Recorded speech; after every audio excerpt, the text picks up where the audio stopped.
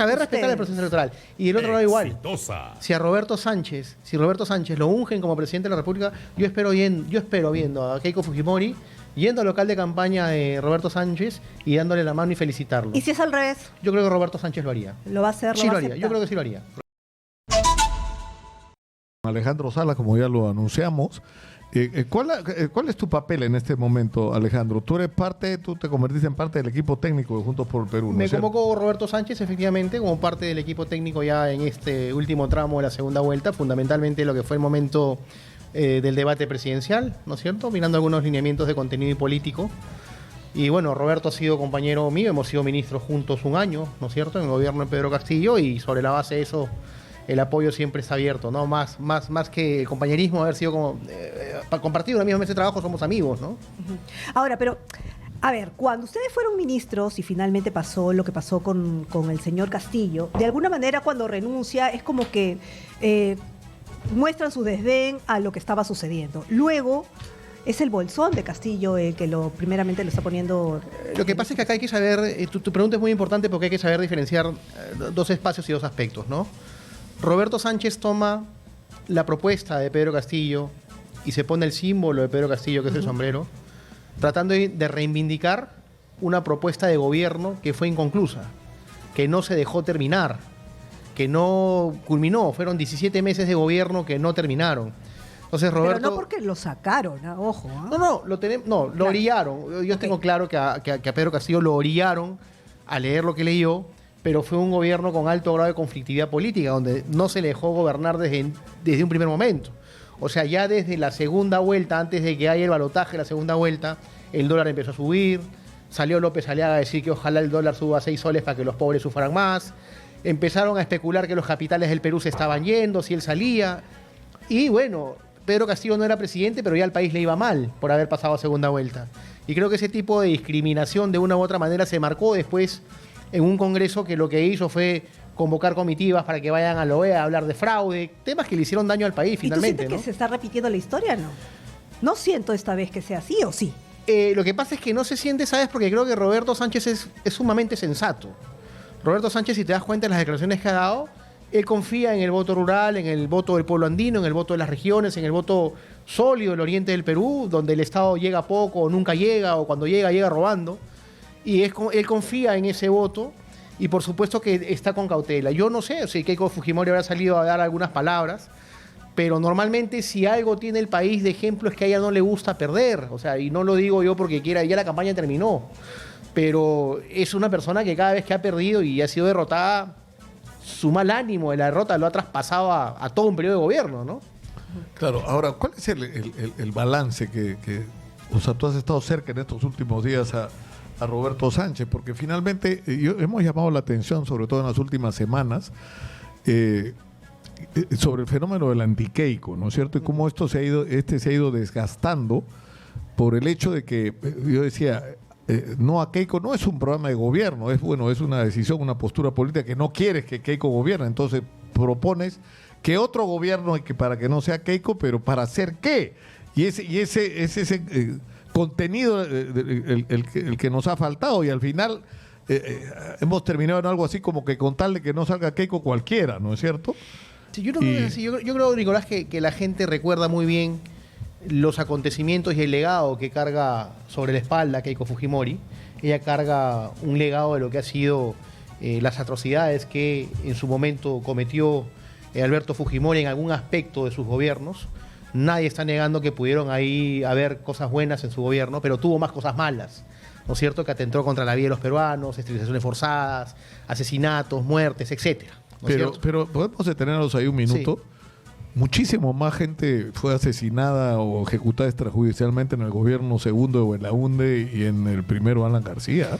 Es que yo creo que acá no se trata, Nicolás, de quién mató a Miro, ¿no? Pero notablemente, o sea, las diferencias, lee el informe de la Comisión de la Verdad y te caes de espalda, ¿no? No, mira, seguro, pero ya esta generación que le toca votar con el no a Keiko y todo lo demás es generación que ha vivido lo de Fujimori, ¿no es cierto? Y que seguramente parte de la historia del país, en un país de alto grado de conflictividad política a lo largo de su vida republicana como es el Perú, definitivamente la juventud, los adultos jóvenes toman, digamos, con mucho más frescura el gobierno de Alberto Fujimori, el legado de cómo Keiko Fujimori trató de tomar las riendas y que un sentido de un gobierno que se convirtió en un gobierno dictador, después pasó el legado a una hija que finalmente no supo perder nunca un proceso electoral y que en vez de ayudar a empujar desde el lado de una oposición responsable a que el país avance, lo único que hizo fue ponerle cabe y trabar al país.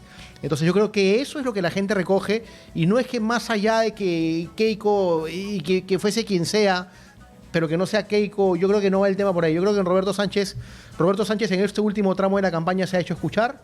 Hemos escuchado a una persona que es sensata, obviamente, hay adeptos, hay activistas políticos que se le juntan, no han querido ir donde Keiko, y él ha sabido de una u otra manera también, digamos, controlar. Pero yo creo que la propuesta y lo que tiene Roberto Sánchez para con el país y lo que ha ofrecido, para mí es saludable, ¿no? ¿Es saludable una nueva constitución? Mira, lo que pasa es que, él propone una nueva constitución en base a lo que el sistema democrático, en la voz de los ciudadanos, se lo piden y se lo exigen, ¿ok? Él de buena voluntad lo propone. Pero él con un plumazo del Ejecutivo no va a poder llamar a una asamblea constituyente. Va a tener que pasar todo esto por una Cámara de Diputados, por una Cámara de Senadores, y va a ser un filtro el Congreso. O sea, y si existe control político y la mayoría parlamentaria está a favor de que exista una asamblea constituyente, pues la aprobará. Y si no, y simplemente mandan al archivo el proyecto, tendrá que respetarse, ¿no? Ok, pero ¿qué es lo que quieren? Porque yo siempre pregunto esto y nadie me sabe responder. ¿Qué exactamente quieren cambiar de la Constitución? Lo que pasa es que, a diferencia de otras propuestas, cuando se habla del cambio de la Constitución en algunos artículos, ya el Congreso Fujimorista y sus satélites han cambiado más de 70 artículos de la Constitución. Esa es siempre la respuesta que me dan. Sin necesidad de una asamblea constituyente. Bueno, los contratos ley y las inversiones privadas en el Perú siempre van a ser absolutamente saludables. Que venga inversión privada, que sea fuente generadora de empleo, que el país de una u otra manera tenga la inversión privada a la mano, sí. Pero que también esa inversión privada, cuando está plagada de corrupción, sea revisable, pues. La única medida comunista que se ha dado en este país en los últimos 10 años, ¿sabes quién la ha dado? Rompiendo un contrato de ley. López Aliaga. Rompiendo el contrato de los peajes que nos va a cobrar en arbitraje, nos va a costar a los peruanos millones, pero millones de dólares. Expropió, lo tomó, rompió el contrato y ahí está. Pero nadie ha dicho nada. Muchos han quedado callados. Ahí no hay el miedo de por qué no se respetan los contratos ley. Bueno, acá sí hay que saber, ¿no es cierto? Si el gas sale en camiseta, ¿por qué la gente que está alrededor de camiseta no tiene gas? Por ejemplo. Debemos revisar eso. No hay que tener miedo a eso. Cuando el tema tiene que llegar más a los peruanos que más lo necesitan, no hay que tener miedo a eso. Sin necesidad de chocar ni quitarle nada a nadie, pero hay que ser justos. Pero el problema, ¿sabes cuál es, Alejandro? Que en la campaña, en la primera vuelta, es decir, lo que hizo Roberto Sánchez es la ruta castillista, ponerse el sombrero de Castillo, ¿no es cierto? Con lo cual capturó el voto de la gente que simpatizaba con Pedro Castillo. Pero por el otro lado estuvo al lado de Antauro Humala, que no decía lo que tú estás diciendo ahora. Antauro Humala decía que había que prepararnos para la guerra con Chile y recuperar a Arica y Tarapacá, que había que acabar con la iglesia católica, hacer la iglesia tahuantinsuyana, que había que fusilar a todos los que a él se le ocurrieran. Es decir, un discurso pues salvaje y totalmente desfasado con cualquier cosa, ¿no es cierto? Entonces... Y el problema es que estaba en los mítines de la campaña y el propio Roberto diciendo que se iba a encargar de la seguridad. Imagínate la seguridad del país en manos de una persona con las características de Antauro Humala. Y coincido contigo en el sentido de que no es una persona idónea para poder dar una propuesta política. Yo creo que Antauro Humala tiene muchas cositas y aspectos que arreglarse. Pero definitivamente no era un mensaje positivo para el país, era un mensaje que salía de lo sensato. Y Roberto Sánchez es un profesional sensato, ¿no es cierto? Lo que pasa es que Roberto Sánchez, cuando alguien se le acerca de cualquier colectivo o parte del activismo político, es una persona que sabe escuchar, que sabe recibir, que sabe orientar. Y que bueno, en este aspecto, sí, en la primera vuelta Antauro Humala se le acercó mucho. Roberto, digamos, de una u otra manera fue condescendiente en el tema de dar un espacio. En el mitin de cierre, permíteme, estaban los reservistas con sus banderolas. Correcto, por eso. Pero eso no te marca una posición de lo que va a ser un próximo gobierno. Te marca una posición de alguien que sabe escuchar a diversos activistas políticos. O que piensa que esta gente trae votos y que vengan nomás porque traen votos y te pueden llevar a... No, yo te diría más bien que es gente que va a votar, que quiere votar, pero no quiere votar por la otra opción, pues. encuentran parte de su identidad política con un candidato como Roberto. Pero eso no significa que Roberto va a tomar absolutamente todas las posturas que ellos propugnan. Entonces ya en esa segunda vuelta Pero Roberto lo dejó claro. Su plan de segunda vuelta ha unido a Venceremos, a Primero la Gente, todas las propuestas que se le han presentado, las ha mixteado y las ha metido en su segunda propuesta. A ver, diversos líderes políticos de esos partidos de primera vuelta se acercaron y le dijeron, no creemos en Keiko Fujimori. No vamos a votar por Keiko Fujimori. Ya, pero él ha cogido esos planes, los ha mixeado y los ha presentado en la segunda vuelta. Queremos que tú seas una opción para el país. Pero necesitamos que ajustes algo de tu plan de gobierno y que tomes lo mejor de los planes de gobierno que nosotros te traemos. Y él, en un sentido democrático, lo ha aceptado. No ha sido una persona autoritaria, no ha sido una persona egoísta. Ha tomado y lo ha presentado como un programa de gobierno para segunda vuelta. Yo creo que he recogido lo mejor. Yo creo que es, por supuesto, mucho más y mejor trabajado de lo que era una propuesta de primera vuelta. Y que yo creo, ¿no es cierto?, que la va a poner en marcha una vez que él sea proclamado presidente, ¿no? Señor Salas, le vamos a pedir Sí. un momentito, por favor, porque OMP ya actualizó algunas cifras del conteo y está al 0.067% y Keiko Sofía Fujimori tiene 51.022% y Roberto Sánchez 48.978%. ¿Te has dado cuenta que cada vez que damos los resultados cambian de orden, de lugar? Claro, ¿No? porque hay en este momento 62 mesas contabilizadas. Es todo lo que se ha contabilizado, nada más que eso. Así es. Que es muy poco, ¿no? Van cambiando de lugar, además. Y esto es lo que vamos a vivir con toda seguridad en las próximas horas. Ahora, el tema es el siguiente. Pongamos, porque todavía esto no está definido, la propia gente de Ipsos, que yo creo que es la encuestadora que se maneja con mayor rigurosidad, ha dicho que esto es un empate técnico, que no se puede decir quién va a ganar. Por lo tanto, es posible que Roberto Sánchez gane las elecciones. Yo me sigo preguntando, porque ya, ponte que gane. ¿En qué va a consistir? Aparte de que no gane Keiko, ya no ganó Keiko, sí gana él. ¿Qué van a hacer con el gobierno? O sea, lo que dice Manuel Rodríguez Cuadros, lo que dice Pedro Franque, lo que dice, no sé, porque el mensaje, por ejemplo, es concertador de Manuel Rodríguez Cuadros. Hay que entrar en otra etapa, hay que entenderlo, pero escuchas a José Domingo Pérez que quiere, ¿no es cierto?, poner en la parrilla todo lo no es cierto, lo que él considera mafioso. ¿Sí, no? El país necesita una etapa de diálogo, una etapa de saber encontrarnos. Y conversando con Roberto Sánchez, yo se lo he dicho, ¿no? O sea, hay que tomar la receta de lo que no se hizo bien en el gobierno de Pedro Castillo, que fue que mandos medios corruptos aprovechen de la confianza de un gobierno, destrocen y petarden en 6 meses un gobierno, y finalmente el Congreso, esa carne que le das a las hienas que estuvieron de una u otra manera heridas por haber perdido una elección, te transforman de manera inmediata en pedidos de vacancia. Lo que yo he conversado con Roberto Sánchez es que lo que tiene que hacer es llenarse de gente correcta, gente idónea, que no le permita el señalamiento ante el Congreso de la República de un gobierno corrupto y traidor a las propuestas que él está llevando al país, para que ese Congreso no tenga las herramientas para poder estar desestabilizando su gobierno. Y desde ahí, el aval principal del gobierno de Roberto Sánchez sea la propia ciudadanía, con la aceptación que él pueda tener para con el país. Así que yo creo que esa receta es simple poder trabajarla. ¿Cómo?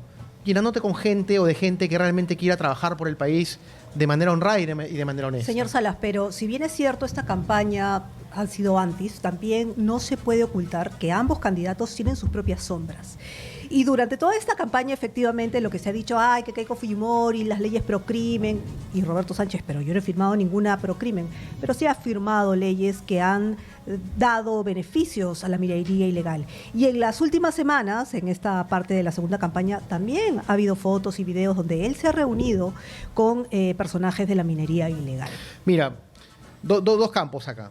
El primero de ellos tiene que estar vinculado necesariamente a que había una relación de leyes pro crimen y después el otro bando político incorporó una más, que estaba vinculada a aquella de los explosivos para, digamos, tenían que ser comercializados, que los utilizaban la minería ilegal. Conversando con Roberto me dice, esto lo han incorporado, pero esta fue una propuesta del Ejecutivo. dentro del marco de la iniciativa legislativa, el Ejecutivo la Pero envió. votó a favor él ¿No? también. Claro, pero no fue una propuesta de él, no fue una propuesta No discutida por importa, una bancada. No importa que la propuesta no sea de él. No, claro, pero votó la a favor. han incorporado, pues, la han incorporado el contrabando para decir, mira, por esa que él votó también estuvo Roberto, ¿no? Y tiene que ver con el tema de poder tener control respecto a los explosivos Me que está utilizaban en diciendo la que minería ilegal. Roberto no sabía, Ahora, Roberto No, Sánchez. no, sí, pero era una propuesta del Poder Ejecutivo. ¿No es cierto? ¿Sabes qué es lo que y yo creo que ha jugado en contra de Roberto Sánchez, aunque no sabemos el resultado? Es que es ese tema, yo se lo dije el viernes que estuvo acá con nosotros, ¿no? Yo le dije, el problema con, por ejemplo, el caso de Antauro Humala es que no son los enemigos los que ponen a Antauro Humala en la cancha. Eres tú mismo, le dije a Roberto, tú lo pusiste en la campaña. Tú lo has convertido en un tema porque ha estado al lado tuyo y hasta has dicho que le vas a entregar la seguridad. Entonces, ¿cómo no se va a preocupar la gente, no? O por ejemplo, el papel confrontacional, lo cierto es cierto, es verdad, es un símbolo antiqueico, José Domingo Pérez, que dicho sea de paso, tú que eres un jurista, debió inhibirse de ser el fiscal de Keiko Fujimori con la tirria que le tiene a eso, o sea, digamos, en términos éticos, él no debió hacerse cargo, debió inhibir y no lo hizo, pero en fin. Pero el otro tema es que tú te das cuenta que le estás diciendo a la gente, vota por este candidato por un programa que recién hemos conocido el lunes, cuando faltan 6 días para las elecciones, recién nos enteramos del programa que nos están proponiendo.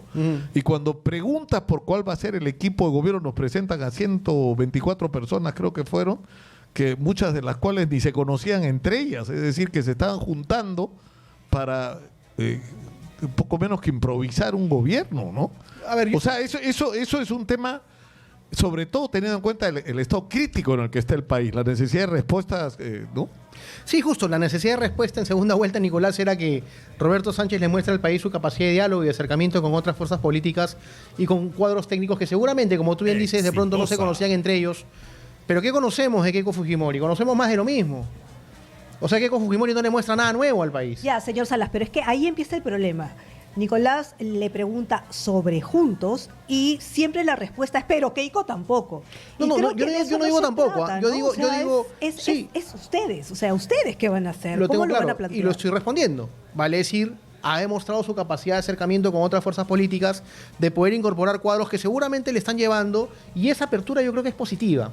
Negativo sería que una persona te diga, no, yo llego a segunda vuelta con mi gente, esta es mi gente, y si quieren votan por mí, si quieren no votan por mí. Yo voy a seguir adelante con lo que tengo. Pero te estamos evidenciando que hay cosas que corregir, te estamos evidenciando algunos errores. ¿Podríamos corregirlos juntos? Lo corregimos. Hay un tema importante también y es el indulto a Pedro Castillo. Sí o sí, han dicho. Aunque, y acá ha pasado un montón de gente del equipo del señor Sánchez, y pero no se puede porque la sentencia, ¿no? Tiene que ser ya final, pero todavía está en proceso. No, sí o sí sale. Ok, ya, sí o sí sale. ¿Qué va a pasar si efectivamente sale Pedro Castillo? ¿Van a haber 2 presidentes, 2 facciones dentro de un partido?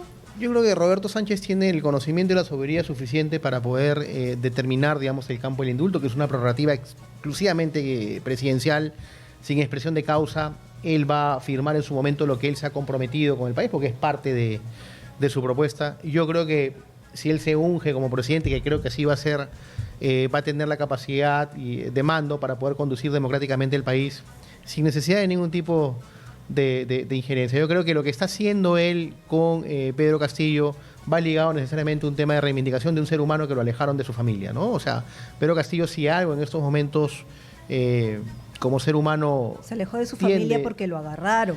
bueno, tiende, digamos, en un campo de pesares el estar lejos de su Alejandro, familia. yo le pregunté a Keiko el viernes, que también estuvo acá en Exitosa, ¿por qué no indultaba o le daba lo que corresponde, entiendo, es la gracia presidencial, ¿no? Todos los ministros de justicia conocen más que nosotros de eso. O sea, la gracia presidencial es una facultad Sí, también. absoluta y el presidente o la presidenta la puede usar y en realidad no necesita mayores argumentos que su propia voluntad.